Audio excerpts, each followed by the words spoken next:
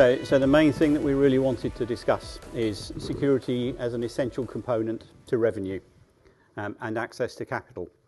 So really starting to talk about the fact that you're not able to actually operate digital businesses. You're not able to get the money you need if you can't secure these things, if you're not able to download things. And my colleagues will do a much better job than me on doing this, so I'm not going to steal their thunder as I normally do. We'll talk about the compliance, the place of compliance and regulations and the law, because apparently they're not necessarily the same in relation to those sorts of things, and how that drives some of the considerations around this. Or to put it another way, I sit there a lot of the time listening to people telling me how they have to be compliant, and I would suggest that if you organise your engineering in order to do just that, then you're in for a sorry time, and that will have you way below the security poverty line, as one of my colleagues once put it. And security professionals and why you're undervaluing yourself. So this is really designed to talk about the fact that I believe that security professionals have a much more exciting role, as it were, in helping businesses to understand how to use security in order to generate revenue.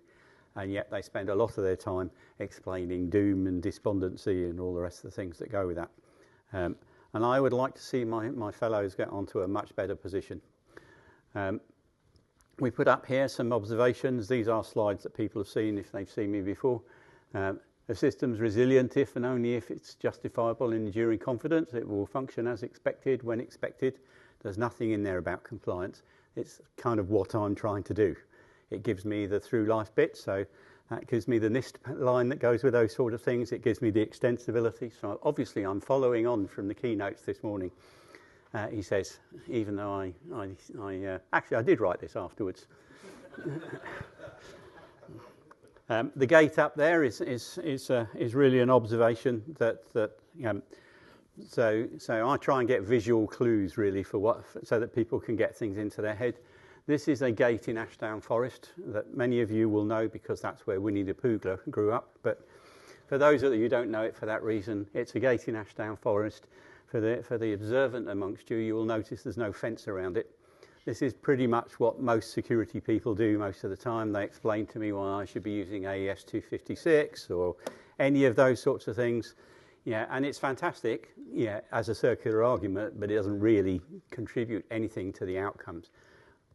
And this session today is about, actually we're better than that. We should be doing much better than that. Elements in the bottom there. Security involves understanding how it will fail, poisoning and evasion. This is a poisoning attack against a machine learning algorithm on a sensor on a car. Single point. I like to map that back to things like Rice's theorem and all the rest of the stuff. But the point about it is many of my security professional colleagues have no concept of what that looks like. They don't understand why on the one hand machine learning and AI is not different, and on the other hand why it is, because we're trying to do completely different things with it. These are really important things. They're to do with how do people add value into and what makes systems strong in one type of event will often make them brittle against others. That's a building, I believe, in an earthquake. If we do concrete buildings, they crack. So that thing about malleability, some of the things, so that concept about how you do things around this, you will often hear people discussing why they must harden systems and do things of that nature. That's great, so as long as it only needs to do one thing. But if what you've got is developing systems, that may not be the right answer.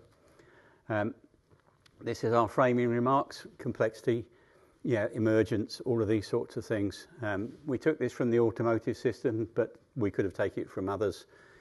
At the bottom there, you've essentially got essentially the definition of a complex system. So, what I've been hearing you guys talking about during the early phase of today is really interesting.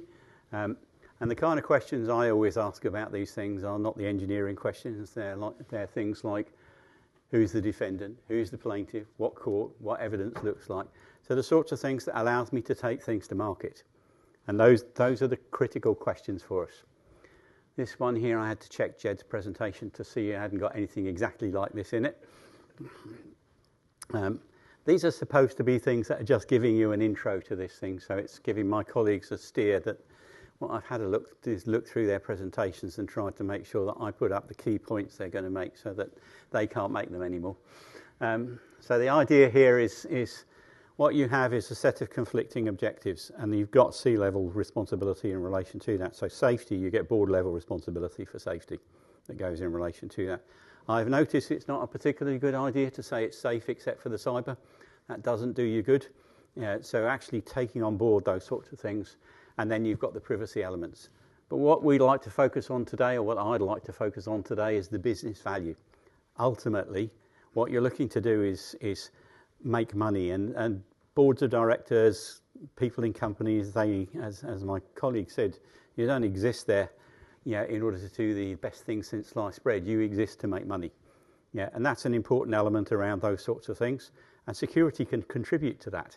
Yeah, indeed, it is the mechanism that you use to contribute to that. And yet we kind of concentrate on the other two and forget that that's part of what we're doing there. And I guess our thesis here is if you could get on the right side of explaining to the board why you make money out of this stuff, you might get more attention to some of the things that you're actually saying. It's not to say that you don't do compliance. Of course you do that. Yeah, but it's about saying that that is not enough. It's kind of let's say, necessary but not sufficient. I'm sure I learnt that somewhere at school. This is my one-pager to try and coach you on the law. Obviously, my lawyer friends don't like me to do this because it's much more complex than that. It takes an entire 4-semester course to do this kind of stuff. This basically says, if you go through organisations, you look at what are your responsibilities, what are you trying to do around those sorts of things. People talk about, oh, I need to do these regulations or I've got this compliance, and they don't talk about, is this a criminal responsibility? Is this a civil responsibility? Do your supply chain have the same responsibilities that you do? Is it a contractual thing coming into me and a criminal thing going out of me? These are important aspects. Or as VW found out with the Dieselgate stuff, have you lied to the financial markets about the value of your company because you actually don't know how to do cyber? Yeah, these are important considerations, and they come down to how are your businesses operating and what you're doing in relation to that. And they go to the responsibility. So I guess as part of trying to diss CISOs, so I apologise for this, my observation in relation to this is very often I go to many organisations where they have really good high quality CISOs that talk about red, amber and green, and it's like, and that matters to the board in what way? How are they supposed to map that to their responsibilities? How are they supposed to map that to the money they're supposed to make? And that aspect there about how we're disconnected goes to that point in relation to the the gate. We're very good at talking about things and trying to do those. And I know that the IoTSF, in going through and when it came into existence, spent a lot of time talking about how it would like to talk about good, better, best, and things of that nature. NIST spent a lot of time talking about how they would like to do the same thing. And our observation, and they likened this to a traffic light system when you go to the supermarket and buy your food.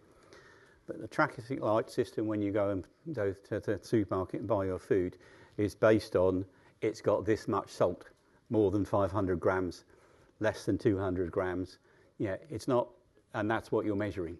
You're supposed to then assume that improves your health in some way. But that assumption about how it might improve your health or might not isn't something, and as we heard previously, isn't something that sustains through life in relation to products. There isn't a way by which this is better in every circumstance. So that, I guess, is my introduction, he says.